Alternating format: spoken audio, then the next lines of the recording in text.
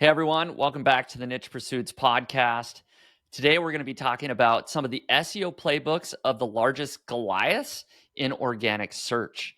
We're going to talk about over 40 different in-depth studies that was done by somebody, a lot of the results, how they're implementing AI, how they're seeing big traffic increases even nowadays. And then, of course, a lot of big sites are not seeing traffic increases. And we're going to share some of those stories with you. So that's the big headline story that we're going to jump into here in just a second. But we have a couple of other things. There's been so much analysis done on the helpful content update, and the Google search liaison, Danny Sullivan, has chimed in once again. And so we're going to share what he said for analyzing your site if it's been hit by the helpful content update. And then some interesting resources that Wikipedia uses to kind of analyze reliable sources. And so we'll talk about that a little bit as well. And then, of course, I've got Jared with me as a co-host. Jared, how you doing today? Excellent. We're in the middle of an ongoing Google Core update, but until we await the final days of that update finishing, there's a lot to talk about and some really fun studies to go through. I'm really excited about these. Yeah, exactly. I mean, there's so much sort of volatility and things happening in the SEO industry, but like you said, we're right in the middle of it. And so maybe by next week, in our next episode, we can sort of do a post-mortem. Here's what happened in the March core update when it's finished rolling out. Now, of course, we're not going to leave you guys hanging. We are going to talk about a couple of side hustle projects that we have going on. And then finally, we're going to bring it home with two weird niche sites. I'll just tease that mine has a really interesting backstory that has led the site owner to a lot of success in his life. And so it goes beyond just the weird niche site. And so we'll talk about that a little bit. And then of course, as you mentioned to me earlier, it's a little bit Craigslist-esque, if you will, in its design. And so stick around for those weird niche sites. Before we jump into the podcast, I wanted to let you know that today's episode is sponsored by Search Intelligence. Here's a short clip of Ferry from Search Intelligence showing you how their agency built digital PR links to a client's website. This campaign got us big links in websites such as Lifehacker, Wales Online, Daily Record, and about 20 other news websites. Let me show you how we've done it. We knew that people will be flying a lot this summer, and we knew that journalists will be writing about this topic a lot. So, on behalf of our client, we put together a nice guide about how to fall asleep on the plane. Then we use MuckRack to find journalists who write about travel. Then we put our advice in a nice email and send the tips to the journalists. Within just a few days, the links started landing, securing our client natural placements in really big websites, just like this, and this. This is a great example about how you can leverage seasonal trends to earn links to a website. Anticipate what journalists want to write about at all times and give them the stories that they need. They will reward you with some great, juicy links. I hope this is helpful. If you want similar link building PR campaigns for your website, head to search-intelligence.co.uk and get in touch with them now. All right, so to kick off the news, our friend of the podcast, Glen Allsopp, always does these extremely detailed analysis and studies. And I use detailed because his website is detailed.com. But he has been doing a quarterly report on some of the largest sites, a lot of them publicly traded companies that are getting massive amounts of organic traffic from Google. And so he did his quarter 3 analysis. And here's the study here, analyzing the SEO playbook of digital Goliaths in depth every quarter. And he's got sort of what I call tidbits of information on something like over 40 different businesses, almost 50 businesses. And he goes way in depth to find these nuggets of information. So he is listening to earnings calls. He's reading the financial reports of these companies and finding the little paragraphs or the sentences that the CEO speaks as it references SEO and organic search and AI and these traffic results. And so he's pulling out all of this really interesting information. So I would highly encourage people to just go over and read it, because we can't cover everything here. It's at detailed.com/Q3. for quarter 3, Q3. And so Jared and I have both picked out just a couple of the stories that we thought we would highlight.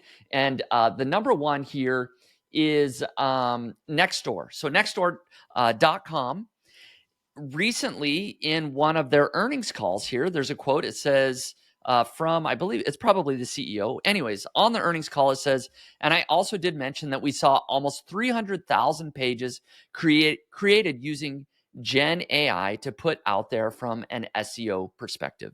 That's a really good way to drive people back to Nextdoor to make sure we keep showing up as being highly relevant. And so 300,000 pages is what they published in that quarter using generative AI.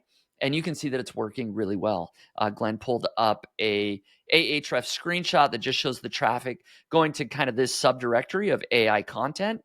And it looks like that traffic is already generating something like a little over 200,000 organic visitors per month. And so they're going in mass. So it's interesting to see.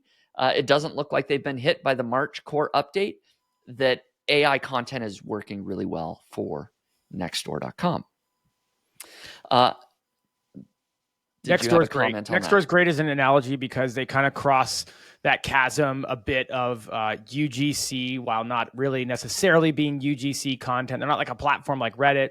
They're more like a kind of like a TripAdvisor. I think Glen even mentions like a TripAdvisor or a Yelp. So they're an interesting kind of use case because they're not UGC, but they're not kind of your standard content site. So this was fun to see. Yeah, exactly. And so maybe, as we cover all these, maybe you can just give people ideas or think about their business a little bit differently, whether they apply the exact strategies, but maybe there's some tactics that they might be able to apply to their business.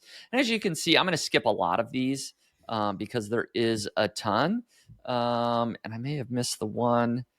Number 10 here was Chegg. Chegg.com is an educational platform where people go to do all sorts of things, learn about different subjects, get answers to different questions, and really kind of dive deep. They're an educational platform. Mm-hmm. So on the Chegg's Q4 of 23 earnings call, they announced they're enhancing SEO with automated answers, right? And so the line specifically here in the earnings call is, additionally, we're building sharing into our service to increase word of mouth, expanding our presence on TikTok, and enhancing our SEO with increased questions from automated answers. And so they're using these automated answers, some sort of AI information to generate all sorts of answers to, I'm sure they have a database of millions of questions that people ask as it relates to homework. And so the subdirectory on Chegg is /homework help. You go there and there's all sorts of these automated answers that must be getting indexed by Google. And it's driving a lot of traffic. I don't think he has a traffic graph here, but 2.2 million solutions to students in January alone. The automated answers, that is. There you go. Exactly. That's the quote I wanted to get to. Yeah. Their business model. Stole your thunder. I thought that was the right place to drop that in. That's perfect. I was looking for it. The CEO says for Chegg that their business model benefits from students asking more questions. And then, of course, as they index those answers, that just drives even more people. And as you can see, Chegg automated answers delivered 2.2 million solutions to students, which is 3 times the number of new questions asked and answered at the same time last year. So they're going big on this automated answer sort of technology. Now, did you have an update on that or a thought on that? More just a cheeky response. Where the heck was all this when I was a student? Yeah. Oh, seriously. No, a couple things, but yeah, that was the first thing that came to mind. Yeah. Times are a lot different. So one other one, well, I have 2 others that I'm going to mention that I'll let you cover them. And they'll both be short. Here is this headline: 333 of the 522 content sites we track in SimilarWeb saw traffic decline in the past 4 months. So Glen and his team have a database of over 3,000 content websites that are a lot of the biggest brands on the internet. 333 of those saw a decline out of the 522 content sites. 522 content sites. Anyways, 189 saw an increase. So even a lot of these bigger sites are in the same boat as a lot of smaller publishers that got hit either with a helpful content update or whatever update has come around since he last did this study. A lot of them have seen big declines as well. So not as upbeat, if you will, of a update here, but a lot of these larger sites are also seeing big declines as well. Yeah, I mean, it's a good reminder. Like a lot of us have been talking and bantering about it, but content sites as a whole, high DR, low DR, significant age, relatively new, like just kind of the whole model is, I'll say, a bit under attack, right? And this kind of underscores that, like significantly high, well, I'd say higher than 50% of the sites are declining. And he goes into details about how much of the decline they were. And, you know, in many ways, it's pretty dramatic. You know, it's not in the single digits. So it's, Right. you know, it's across the board, you know, outside of a few darling ones that we like to mention sometimes. Which we probably will mention later. They'll come up later. Don't worry. They're already in the agenda. On the episode. They're on the agenda, right? Can't forget to mention a couple of these guys. So one other interesting website that I'll mention here is marketbeat.com. Now, Matt Paulson is the founder of MarketBeat, and he's been on the Niche Pursuits podcast a couple of times. You'll have to go back before Jared was hosting the show to listen to Matt's interviews. But Matt's a great guy, super smart, and his business is very successful. But he shared publicly that his clicks, his organic search traffic, and it's not a very big image here, but you can see his Google Search Console has been increasing since November of last year. It went from about 24,000 daily clicks to closer to 60,000 daily clicks. And that's massive. I mean, it's well over double that his traffic has increased since November. And so he's doing something right there. So that's just another website that you could look at and analyze and try and figure out what they're doing. I will simply say a couple of things just because Matt's been on the podcast. I know his story. He shared his story that this is not the majority of their traffic, right? Is not organic search. And is certainly not the majority of their revenue, right? I don't want to misspeak, but they really look at themselves as an email company. Their sole goal is to grow their email subscriber list. I don't remember the numbers, but I think he's, approaching 3 million email subscribers, something like that. And they just are continuing to grow. And so they pay for a lot of email subscribers. They're getting a lot of they're spending a lot of money to get email subscribers. They grow that list and then they send out offers. They have a premium, financial newsletter, etc. So they're making a lot more money from their email list than their website, but still they're doing a lot of interesting things with their website to grow the search traffic. Maybe that's why they're doing so well with SEO. They're not focusing on SEO. Maybe so. They have so many other things going on. So that's a few of the things that I kind of pulled out of this report. Jared, I know you had a couple more that you wanted to mention. Yeah, I'll bounce up to number 13. The tagline by Glen is affiliate revenue for women's health and men's health is growing in part because, quote, we are so credible and trusted.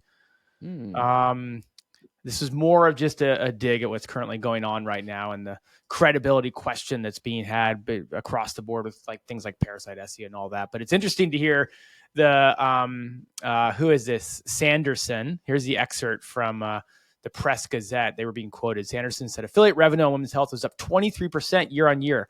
That's huge. Men's health is performing particularly well in fitness e-commerce. We've seen huge growth in that area because people do want to buy products endorsed by women's health and men's health because we are so credible and trusted, and people know that we are experts in our field. There you go.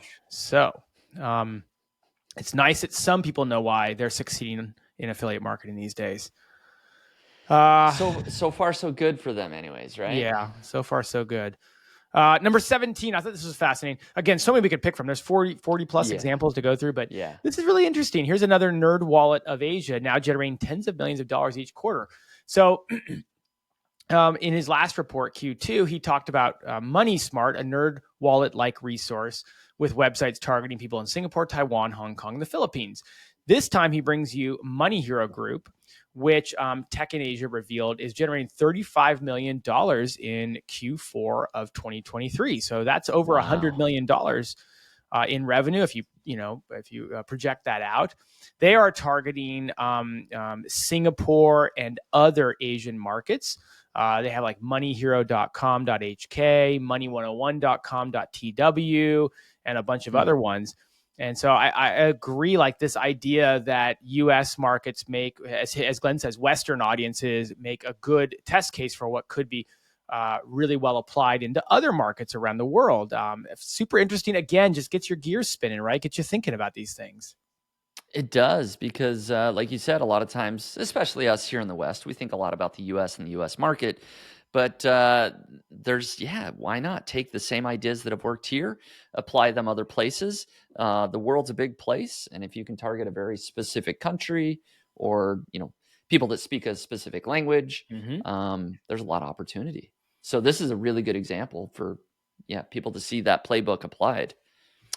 Many others, but I will pause there because this is the type of article I know, Spencer, you and I could spend an hour on easily. Oh, easy. I mean, it took, I read through, I'll be honest, I read through well over half of these, and I was like almost 45 minutes in. I was like, oh man, like just to get through every single one of these, and it's going to take you almost an hour just to read through it and look at all the data. So I can't even imagine how long this took Glen to put together.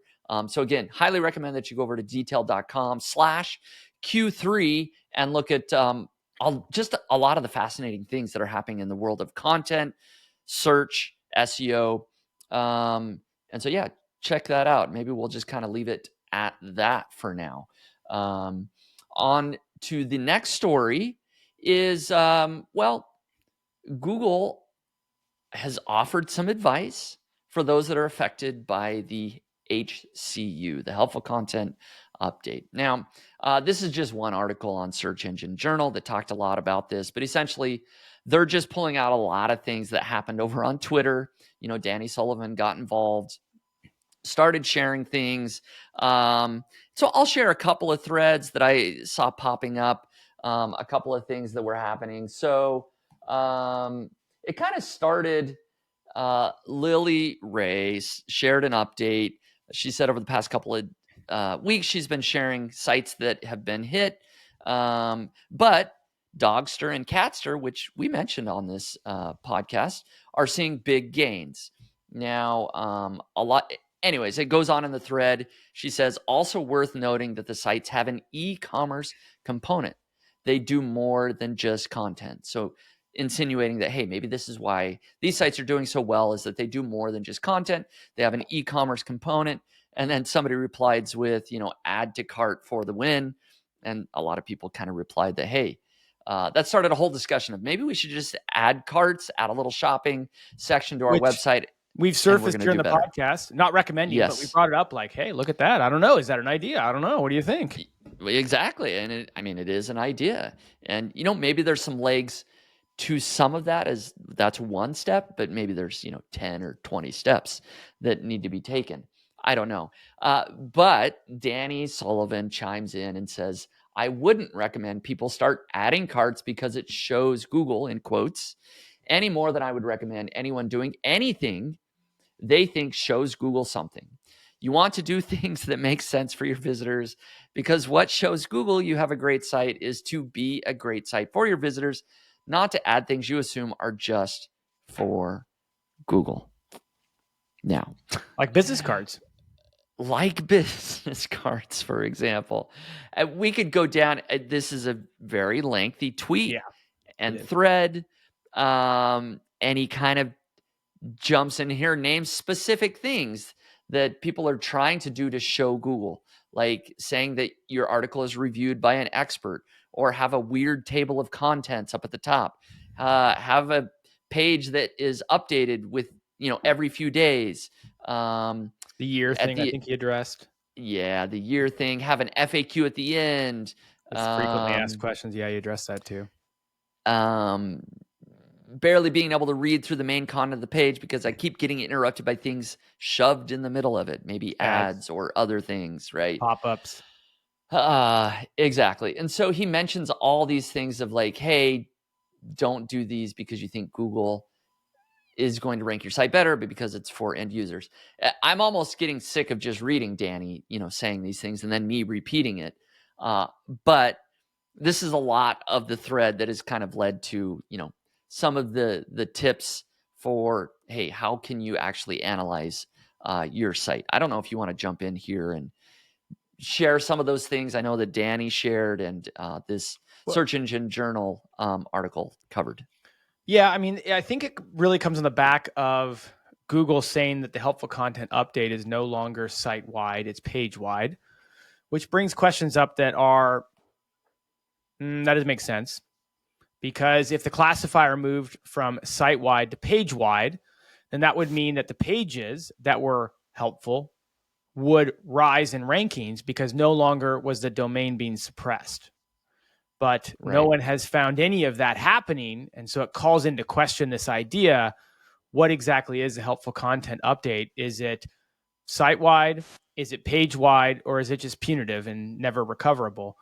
And I think that in some ways is the basis of the article we're looking at here, which is Danny's comments on how to recover from the HCU and how to analyze it, which he said what we would tell people how to recover from a core update, frankly, go look at the pages that dropped and figure out how to improve those pages. Those are the pages that were affected. There was definitely a lot of discussion in this article from different people on Twitter talking about how it almost seems contradictory in terms of the advice that's being given. I don't know what you thought about this whole idea of HCU being site-wide or now page-wide and how that relates to the results we're all kind of seeing online at this point. Yeah, I mean, I kind of agree with what you're saying in terms of certainly Google initially made it clear that, hey, this was a site-wide sort of penalty, the helpful content update. It seems like within the FAQ that Danny references that, hey, they've changed that to make it sound like, hey, it's not a site-wide signal, but even within the FAQ, it does kind of suggest that it is. So it is definitely contradictory. It feels like, at least at this point, and we're not done with the March core update, so maybe this will change in a week, but we have not seen any recovery yet from the March core update, and so it would make it feel like it is still some sort of site-wide penalty. Otherwise, if it had turned into this page level, you would assume that all of these sites would have some percentage of pages that were deemed helpful, and they would see traffic increase at least to those pages. But exactly, from what we've seen, I guess you can't say for certain, but the odds, it's like, did the moon landing actually happen? Well, the amount of people that would have to fake it and not, we would see one example at this point. Like, the odds are tremendously in the favor of, hey, if it changed from site-wide to page-wide, we'd see something move somewhere. Yeah. And no one can find anything that's moved at all. Glen Gabe has said every one of the 500 plus sites he's tracked that were negatively hit by the HCU, not one has moved positively, right? So I think we'd see something. So, to be fair, I'm just trying hard, but we've talked long about how I have wonder if Danny shows up on a Tuesday morning and he's like, oh, look at this. I guess the helpful content update moved to be page level.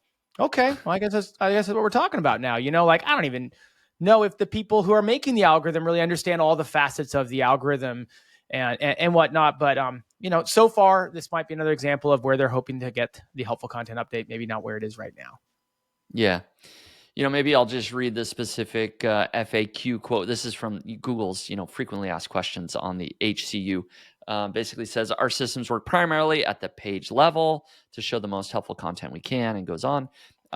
This said, having relatively high amounts of unhelpful content might cause other content on the site to perform less well in search. So there is very well encapsulated why it's contradictory. Now, I will say this, to Danny's credit, the stuff he was rattling off is it's very clear that he has a very clear knowledge of what is going on inside this world. Like, all the things he surfaced, everybody who's in SEO can be like, oh yeah, either I do that or my competition does that, or that's widely talked about. He even went on, I think I have a tweet somewhere in our agenda where he went on to reference, like somebody made a comment. He's like, oh yeah, I know your site, so-and-so. I've actually used that and sent that to the people. Like, it's like, whoa, geez. People went on to say like, do you know my site? My goodness. So he's in touch with what people are talking about. I just don't know if what he's saying is in touch with what Google's doing. I guess that's more the question. So to his credit, he's very in touch with what everyone is venting about and discussing. I'm just not sure where we're getting the answers that kind of line up with that. Yeah, and I guess he's doing his job the best he can, and he is working as a liaison, right? He's not an engineer. He's not making any changes to the algorithm, but he's very in the weeds in the industry. Yeah. Like you said, he knows all the individual site owners, a lot of them. He's seen the sites, and he's taking back that information to Google, where they've got their whole bureaucracy and office politics and everything else going on, that who knows what happens there. But I did find it interesting, just a little side note, that I think it was last week, maybe the week before, I had watched a video on YouTube by Lily Ray, which was very good, all about the helpful content update. That was a good video. Yeah, that was very people well can done. find. And when I had watched it, only a few thousand people, I don't remember, 4,000 or 5,000 people had watched it, which is a decent amount. But Danny Sullivan on Twitter mentioned her video, right? And so even YouTube channels he's aware of, he's watching those videos. Probably not all of them, but he's probably watching yours, Spencer. That's kind of a scary thought. Well, especially when you have a title like Google has a Reddit problem and things like that. I bet he watched that one. Yeah, maybe that's why he doesn't ever respond to my emails. Huh? Okay. I have to try harder on that. All right, very good. I think that covers that particular news segment. Let's go ahead with our we'll make this a quicker hit. We'll try to cover it in about 5 minutes. We've got one final sort of news topic that I think is interesting. And again, this is one that you surfaced, Jared, but another Glen Gabe over at gsqi.com, G Squared Interactive. He had an article titled, "Is Your Site Reliable? Meet Wikipedia's Reliable Sources List, another proxy for Google's quality raters." And while I'm pulling this up on the screen, maybe you can give an overview of kind of what this article is all about. Yeah, basically, Wikipedia has a public-facing rater guideline for how well they trust different sites. It's fascinating to see that with the quality rater guidelines, we see what's published about what quality raters are supposed to look for, but we don't see their actual scores on certain sites or pages, right? Well, this is a repository of, I didn't see, it might be mentioned how many sites there are, but I mean, it's not only a repository, but it's sorted by alphabetical order. You can go poke around and see how Wikipedia rates every site for a variety of factors. And really it's really interesting because, I mean, while Google and Wikipedia are not the same, they're clearly trying to do the same thing. And so there's so many insights we can learn by analyzing this, because we get tactical data about in the field websites and what a large content publisher that is widely trusted by Google thinks about each of these individual sites. Yeah, it's fascinating. You can see it publicly. And, Wikipedia, it's a database of, I would say it's hundreds of websites. I don't think it was in the thousands, right? But something like hundreds of websites that they've gone in and sort of analyzed and said, okay, this is a reliable source. This one is questionable, right? Or this one is not reliable. And these are larger news publications typically, right? Like we've got ABC News, we've got The Age, we've got some others, the globalsecurity.org, Goodreads, and many, many others that are on here. And I'll actually go directly over to Wikipedia and kind of just scroll through. I don't know if, like I said, I don't know if there's a number, right? But it's hundreds. Yeah, it's right? a But lot. Not It's a lot, certainly. So. And this is an article, by the way, that Glen Gabe surfaced. Obviously, if your site is on there or a site that you manage, then this is gold. You need to know about this. But you can also look at other sites in your niche. You can review sites that you just know well, so you can see them. And then you can just check sites that make the list to see what what Wikipedia finds to be interesting enough to put in this list of repositories, right? Yeah. So here's, I just randomly came across this, is Dotdash. So we've talked about Dotdash Media. It's about.com, The Balance, LifeWire, The Spruce. This has sort of the yellow warning where it says there's no consensus. And let's see. I was going to quickly try to read what that means, but I can read it if you want. Yeah, go ahead. I think you've got it. Yes. So no consensus. Sorry, it's very small. The source is marginally reliable, neither generally reliable nor generally unreliable, and may be usable. Content may be usable depending on context. Editors may not have been able to agree on whether the source is appropriate, or may have agreed that it's only reliable in certain circumstances. And it kind of goes on with more analogies there. Yeah. So it's not like it doesn't have a green light. If we consider these larger publications, right, they get sort of the warning stamp of like, okay, these may or may not be reliable. There's no consensus. Now, well, did you see that? Sorry, just to go back up there really quickly, because they do give us some context that I think is interesting. Down at the bottom there on the right, it says, due to persistent abuse, verywellfamily.com, verywellhealth.com, and verywellmind.com are on the Wikipedia spam blacklist. Oh, I did not see that. Look at that. Yeah. So there's some interesting data here. And links must be whitelisted before they can be used. So they obviously were trying to get a ton of links from Wikipedia, is what it sounds like. They went through probably a spam period where they tried to spam Wikipedia and get tons of links. Yeah. Very interesting. Sorry. So go on. But I wanted to point that out. That's a good thing to point out. Now, okay, we had a fun one. Jared, you wanted to make sure that we mentioned this other one here. You teased it earlier. We can't do a podcast without talking about Forbes. We got Forbes on here not once, but twice. Wikipedia lists Forbes for two different things. One gets a green pass of, hey, it's reliable. The other one gets the red, generally unreliable. So what's this all about? Really interesting. I didn't know, by the way, Spencer, I just was looking out. This was actually called out by Glen in his article, this idea of each site getting multiple classifications. I had observed this because I immediately, when I saw this, I'm like, of course, what every SEO right now wants to do, let's go check out what they think of Forbes. Yep. And it's interesting because Forbes gets the green light for articles written by their staff. And Wikipedia segments articles written by contributors and gives them an unreliable score. Most content on Forbes.com written by contributors or senior contributors with minimal editorial oversight is generally unreliable. That is so interesting. It's very interesting that they actually are able to designate that and see that, hey, if it's written by the staff, there's a lot of editorial oversight.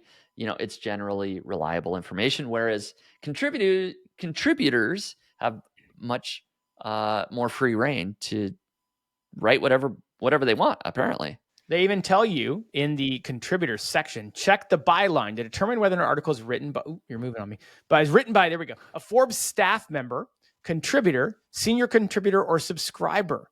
And basically they trust when it says Forbes staff member, but they don't trust the other classifications. It they says also previously, segment if it was in a print issue of Forbes. Interesting. It says, just one last line here. Previously, Forbes.com contributor articles could have been identified by their URL beginning in Forbes.com/sites. The URL no longer distinguishes them as Forbes staff articles, have also been moved under the /sites. So they got to do a little bit more digging to figure out if it's, they can't just rely on the URL structure anymore. Now I want Glen to go through, because there's a lot of examples where they do this contributor thing in there. Glen referenced a different one from a different site in his article. It was USA Today. Same classification, USA Today versus the contributors for USA Today. Like, man, I'd love to see studies on the volatility, the increase or decrease in SERP rankings, and keywords and these sorts of things, and traffic as it relates to the different segments here, right? Mm-hmm. Yeah, so it's super fascinating. People should check it out. See see how Wikipedia views reliable sources, and maybe see if there's anything they can glean, perhaps from their for their own websites to make their own websites a little bit more reliable. So, 100% agree. Hey everyone, Spencer here, founder of the Niche Pursuits podcast. Last year, the traffic to nichepursuits.com more than tripled, with most of those gains coming from Google. In fact, I finally hit the 1 million page views per month milestone. In order to achieve this growth, my team and I publish over 100 articles a month. The final step for each of those articles? We build at least one new internal link to that article using Link Whisper. This helps index it faster and helps it rank better in Google. This also helps us avoid having any orphaned posts in the future. If you want to give your new articles the best chance possible, you need to build a process around internal linking when you publish. It only takes a few seconds with Link Whisper to get suggestions and check the box next to the internal links you want.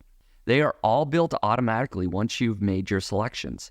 No need to go into each article, find a relevant sentence, highlight the anchor text, and add the internal link. Link Whisper does all this automatically once you've made your selection. If you want to try out Link Whisper, just head over to linkwhisper.com and use coupon code podcast at checkout in order to get $15 off. All right, we'll wrap up. That will be the last sort of news story that we share here today. Let's try to get through our side hustles, our weird niche sites. We got to have time to talk about both. So I'll make my side hustle relatively quick here. It's been a while since I've talked about my Facebook page. I grew a Facebook page and a niche website to go along with that Facebook page.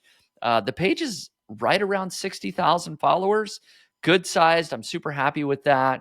I've tried publishing a lot of content directly on the Facebook page that links to my website with the sole goal of getting visitors from my page to my website so I can make money from ads at this point. And pretty much all the traffic, as I'll show you here in a second, is coming from Facebook.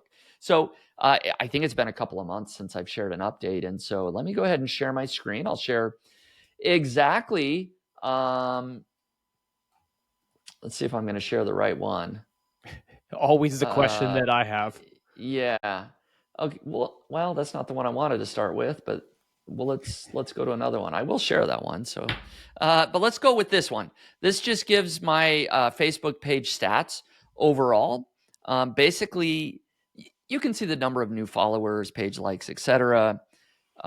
This is the last 28 days. The number that is most important for me is link clicks. So you can see it's about 7,600 link clicks, which is, not that great. 335, it's kind of like 335 a day or something like that, 350 a day. On average, something like that. I think last time I showed the stats, I may have been getting more clicks. It fluctuates month to month so much. But I feel like sometimes we always share success stories. Today is I'm still in the weeds figuring this stuff out. But I am still actively working on it. And to show my analytics, I've got my Google Analytics 4 screenshot here that shows the last 30 days. In total, there's been 11,000 page views approximately. Obviously, most of that is from Facebook. But if I break it down by source, which I do here, this shows, about 9,000 sessions total. Most of it's obviously Facebook, the top 3, but there's a couple interesting ones in here. I've got Reddit is starting to send some referrals, and then a little bit of Google organic search, which that's cool, but 13 visitors from Google in the last 30 days. Not really what I've been trying to do. They're not SEO focused articles, but hey, it's nice to see. I'll take it. But I guess the interesting thing that I'll share is that recently, only in the last week or so, we've been trying to get more traffic from Reddit. Now I have somebody helping me, basically an author that writes all the articles. She shares everything on Facebook. She's really the one doing all the work, let's be honest. But she recently in the past, we've tried to post things on Reddit. It usually gets, flagged as, they don't let us post a link or something like that. But we went ahead and created our own new subreddit. We Yep. created it. And so, hey, we're the moderators of that. We have started to post articles about things happening in our industry, and those are getting indexed very quickly in Google and even ranking in Google for things. And But so, of course, as they we're just do, using that Reddit powerful domain. And so it's not a lot, but like I showed on my previous screenshot, hey, it was, what was it? Like close to 20. There was 2 different 10 and 27. So almost 40 visitors from Reddit, really, just in the last week or so. And so we're going to keep going after this strategy. Why not? If Reddit lets us create our own subreddit and Google wants to index that stuff, let's have at it. Let's do it. Welcome to 2024, Spencer. That's where we're at. So in your subreddit, just a question, how much content of yours are you publishing versus other content, or is it just all yours and you control it? Right now it's just all ours and we control it, right? There aren't a lot of followers. We've only gotten a couple, I don't know, 2 or 3 like actual people have joined the subreddit so far, but we're just posting our own content right now and letting Google index it. And apparently, search traffic to Reddit, to our website. So who kicks you out of regular Reddit posts that isn't kicking you out of subreddits? Well, it's the moderators of those other. So it's the person in control of the subreddit that's kicking you out of the other ones you're posting, but because you control this, you're fine. Yeah, that's what I assumed, by the way. I figured I'd just ask you the question. Yeah, I don't think there's really any oversight, right? You created the subreddit, you kind of do whatever you want there.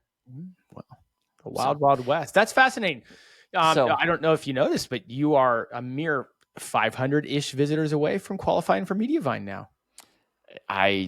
Yes, very much so. With the new requirements, if you missed that podcast episode a couple weeks ago, they moved it down to 10,000 sessions. I think there were some parameters around that, but nonetheless, from a high level, you're getting close. We're getting close, and so that would be the goal. Gonna keep trying some different things. I'll keep everybody posted. We're always kind of tweaking the strategies. We've had months of 50,000 visitors. We've had months like this is probably one of the lowest months in the last few months. But hey, I thought I'd share an update anyway. So it fluctuates all over the place. Really trying to get it closer to like 100,000 visitors a month consistently. That would be the goal. So. Well, I ventured into the wild world of TikTok the last couple of weeks. Showing off some dance moves or something, huh? Well, let's talk through it here. So, okay, I less for any of my kind of my own content sites, more for continuing to evaluate it as a market for clients. Going in with a kind of a theory, trying to see if what we can do in there. But I know TikTok's talked about a lot.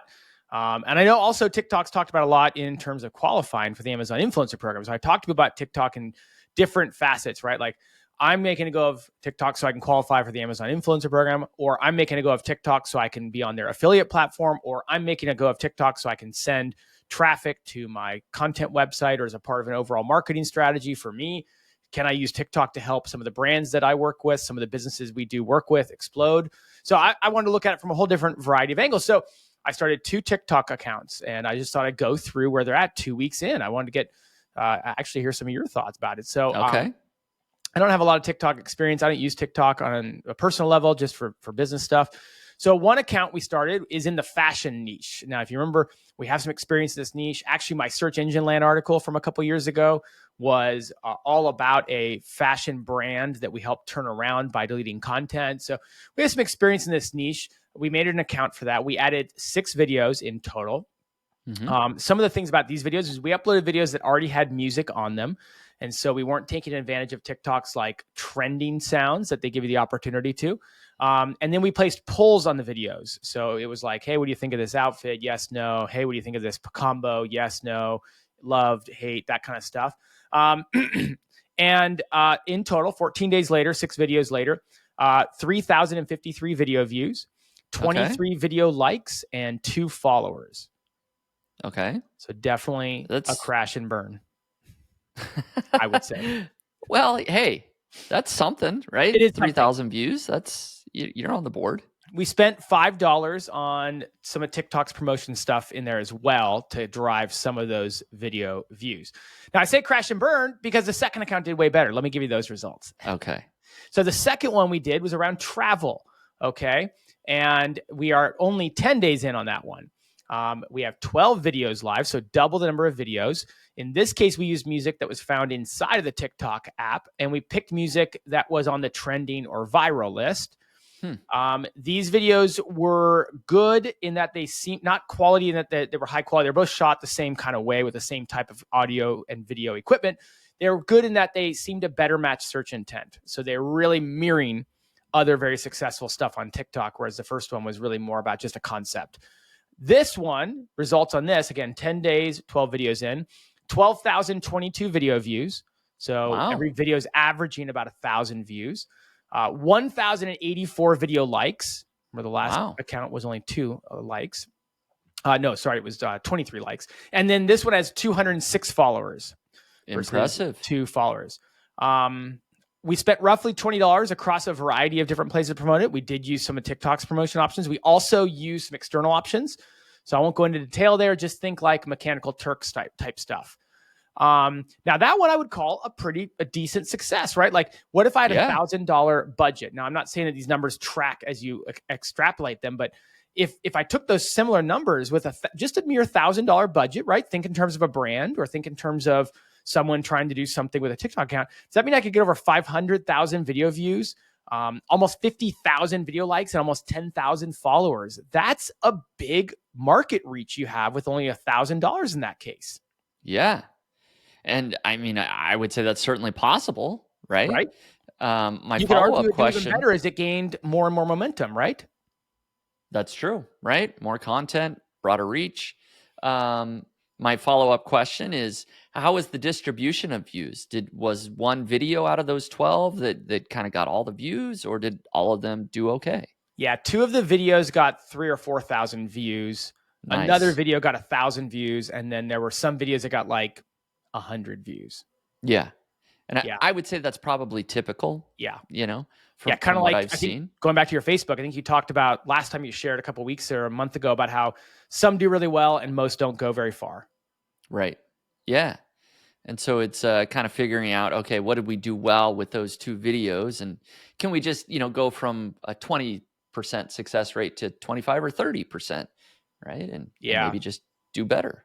And I mean, I don't know if, like even going back to the question about qualifying for influencers, that changes, that those goalposts move constantly. But I will tell you that in terms of different channels I've used over the years to try to qualify, I've always historically gone back to YouTube.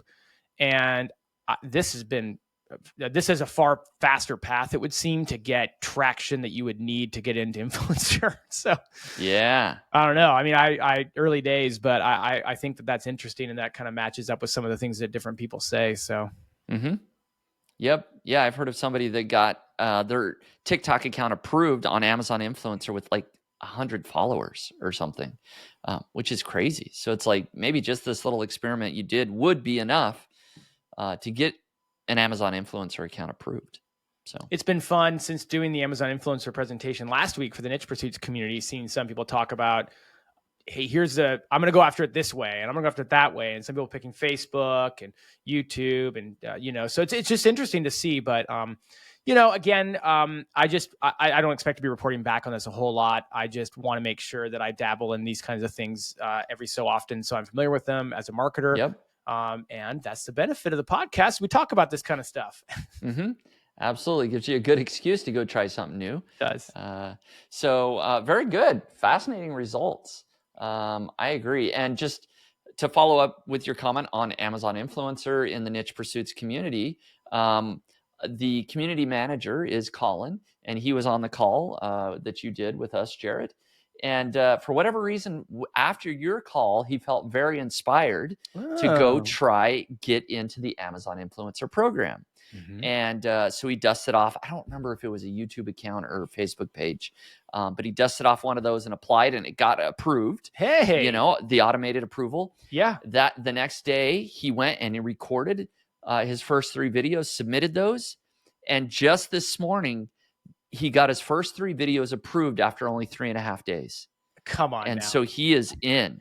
That's all. What a great vote of confidence for the community. I mean, look at that. That's a life change right there within 1 week. Within 1 week. And it's just funny because, of course, I did a call on Amazon Influencer. My call did not inspire him, but your call, for whatever reason, he's like, you know what? I need to just do this. And it's just hearing the message multiple times, Spencer. You kind of greased what it is. You greased the wheels, and then I There came we in go. and sealed the deal.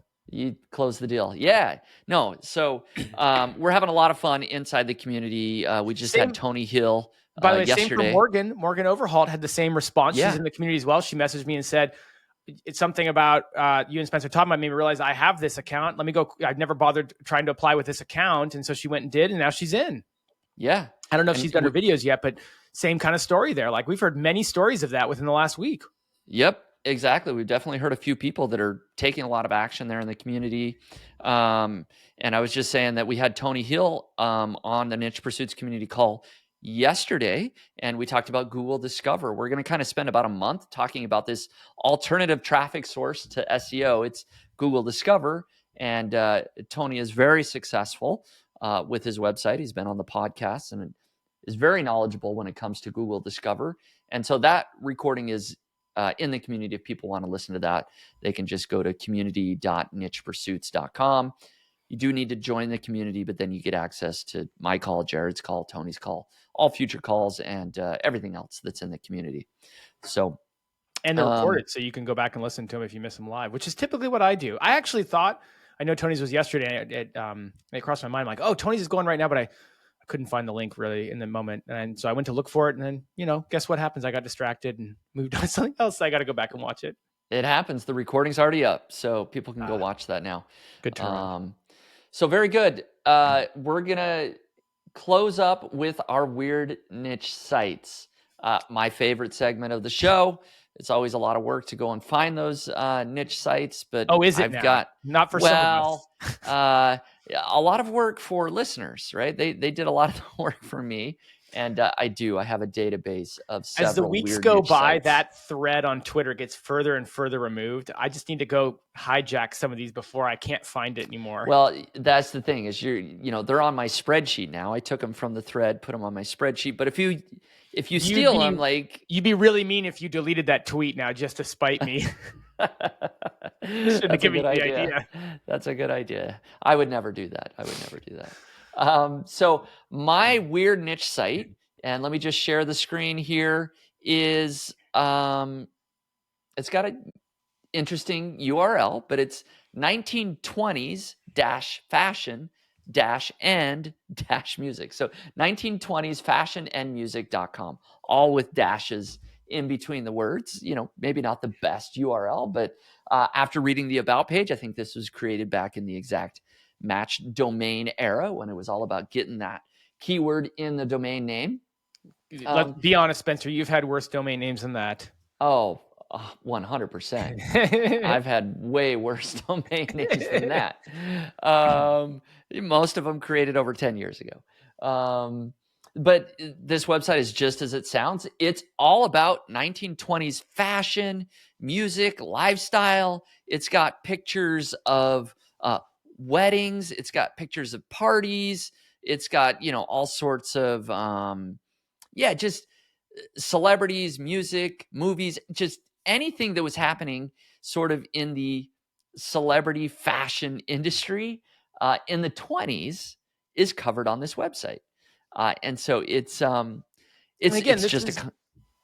era unknown, right? They're called the Roaring 20s, and yes, Flapper. Isn't this the Flapper time and the Great Gatsby time of everything, right?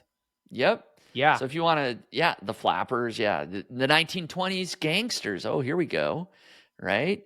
Who do we have as the gangsters here? We've got the gangster culture with Al Capone and his son at a Chicago Cubs game. They got a picture of that. Anyways, so all sorts of content. We've got ads on the website. Kind of a fun website.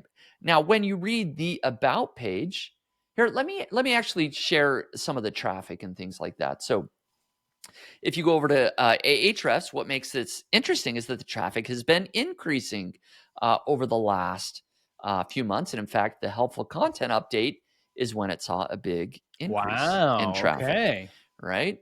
So it's not a ton of traffic, but it more than doubled.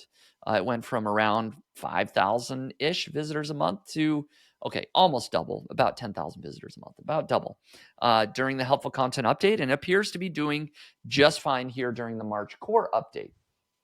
And some of the keywords that it's ranking for, as you might expect, are all these 1920s fashion, sports in the 1920s, music in the 1920s, Rory's 20s, fashion, and on and on. And it's up against some pretty heavy hitters when it comes, like some of those keywords, 1920s fashion. That's, to your point, 27,000 monthly search. That's no small amount of traffic there. Yeah. Yep. No. So it does very well. The about page was a fascinating read. So Jesse Boland created this website, and I won't go through his whole story, but it's an in-depth sort of story about his professional career. He was a firefighter, and then he decided to start something on the side, landed on this idea because he loved 1920s. And so he started this website kind of as a niche website back in 2007, a very long time ago. And then he explains, the website, he got it up to making close to about $1,000 a month. He shares whenever he updated this about page, it's still making a few $100s per month. So it's not a huge money maker, but after he started, when he created this, he had tons of family, friends, coworkers ask him about this website. What are you doing with this online thing? You know so much about getting traffic. And that led to consulting gigs. That led to other opportunities for him to help businesses grow their traffic, and eventually led him to joining up as an early member of youcaring.com, which is kind of like a, now I can't remember the other websites that it's just like crowdfunding type website is what it is, like GoFundMe. He went from youcaring.com to GoFundMe to lead the marketing there. Now he works in Silicon Valley, but he keeps this website up because it reminds him of his roots. This is where it all started. With this website, taught him about digital marketing, taught him, kind of how to make his first dollar online. And now he appears to be doing very well in Silicon Valley, working professionally in marketing. So kind of a cool story. And we've got the whole website here. We need to get him on the podcast. What a cool story. What a great story. Yep. And so I'm sure there's a way to contact him here. He's got a contact page. You know what's funny, Spencer? You definitely didn't know this, but every year I go to a Great Gatsby 1920s themed party. Do you really? Our next door neighbor throws a Great Gatsby themed party. And so I've had to figure out how to cobble together some 1920s outfits over the years. And so is my wife. And so this is I'm going to text this to them as soon as we get off the call here. You should do that. And what would be even better is if you have a nice photograph of yourself in 1920s garb that we could put on the thumbnail for this. Let me find it. I got to find it. I do have several of these. I'll find one and send it over to you. How's that? That's great, man. I knew this was inspired. This was meant to be to cover this weird niche site. And then the entire YouTube commentary can be all about how good I wore it or didn't wear it. So I like it. Which you don't need to, please. I really don't need to hear about it. But anyways. So people can check it out.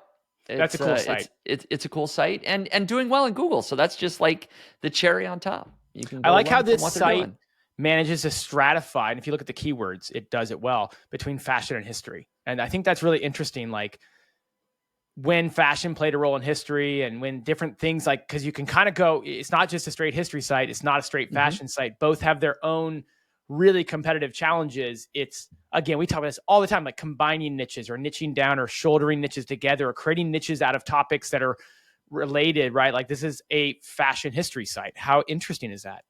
Yeah, no, it's great. It's a cool site. So Well, mine is far less interesting. The boring niche site. It's a boring niche site. It is a very boring niche site, and it will feel even more boring after that cool site that you brought to the table. My site is boxcycle.com. And the concept, it is a platform for buying and selling used boxes. The underlying goal is to make the world better. It's the recycling motif. It's be part of the cycle. And it's this idea that, and I can see it, like how many boxes do we all get with delivery nowadays? How many boxes are used around the world just to deliver goods to your grocery store? Go out behind your local grocery store and look at the boxes piled up waiting to be taken away.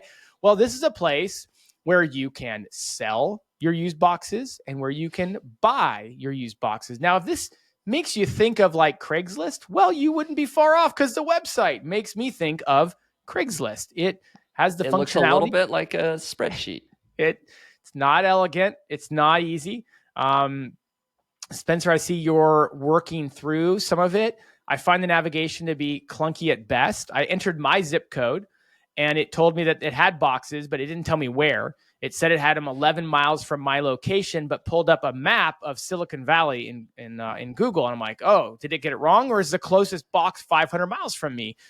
Turns out, no, the closest box is about 11 miles from me. And I found out where it was through a couple clicks, but it was not easier, clear to read. So there's definitely some UX issues here, but suffice to say, you can go in and they got it all sorted out by the size of the box. You can buy them. You don't have to pay until you pick up the box. I don't know how they manage that. It's really, I don't know. It's kind of fascinating. What do you think?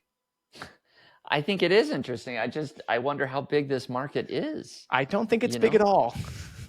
But I could be totally wrong. This could be one of those sub niches I know nothing about. I mean, maybe there's some company doing, $10,000 a month by selling their used boxes online. I don't know.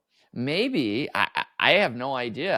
I'm just thinking of when I need boxes. If I don't have any, I ask friends and family or neighbors if they've got boxes, right? Exactly. And then I might go behind Walmart and get some boxes out of the dumpster. Or, we've all done people that. sells them for $1 if you're really in a pinch, Or if you're in, yeah. So now, judging by the search volume of terms they rank for, I think we're probably more correct than not.